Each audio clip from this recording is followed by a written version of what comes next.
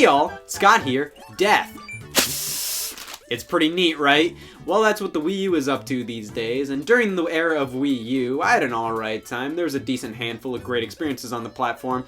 However, it obviously had a lot of problems, and I made a video about 6 of them, which you can view here, here, and even here. But we can't be so negative all the time, so here are 5 things the Wii U did right. The Wii U gave us Splatoon and Super Mario Maker, and in my opinion, those 2 games alone prove the worth of the Wii U doing the whole existence thing right there.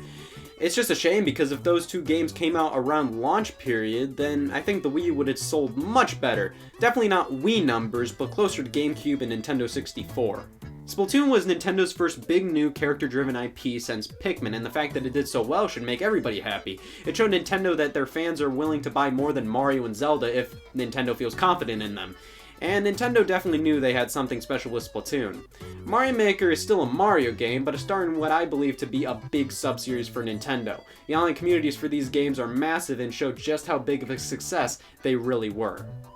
The coolest feature touted by the Wii U, other than that TV remote on the gamepad, was asymmetrical multiplayer. So many great ideas were implemented into multiplayer attractions in Nintendo Land, and while it didn't do anything to prove to people why the gamepad was crucial to gaming, it was still super fun and was something only the Wii U could do locally straight out of the box.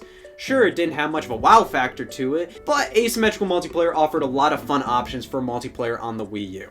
The Wii U was Nintendo's first HD console, and you know, some of the games looked pretty good. Of course, not all of the games looked that hot, and Nintendo officially blamed the foray into HD development as the reason behind the long software drought during the first year of Wii U, but the games that looked good looked wicked good.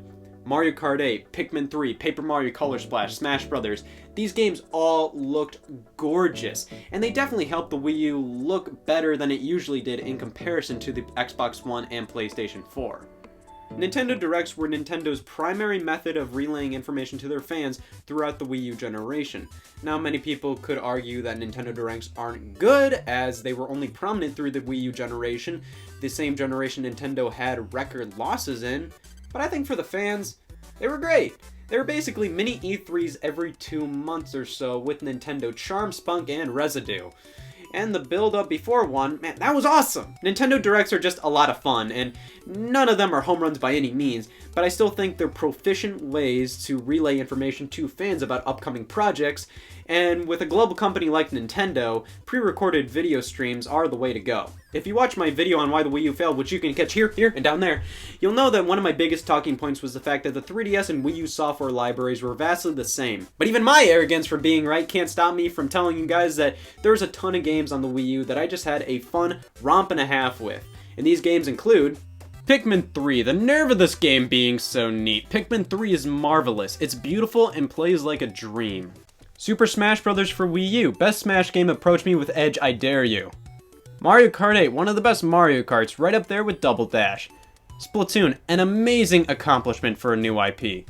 Oh man, how can I hold all these games with just 2 hands? I also like these games, I guess. So yes, after countless videos of me dogging on the Wii U, I finally admitted that it did something right. It had some wonderful games on it, and that can't be ignored. However, even the most pathetic of Nintendo fans, myself included, have to admit that when you look back at the console, it really wasn't that great.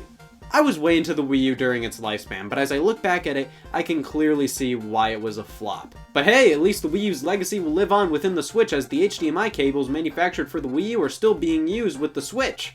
Yeah, they're just HDMI cables, but that's almost as resourceful as me! For example, I repurposed all my old jeans as washcloths.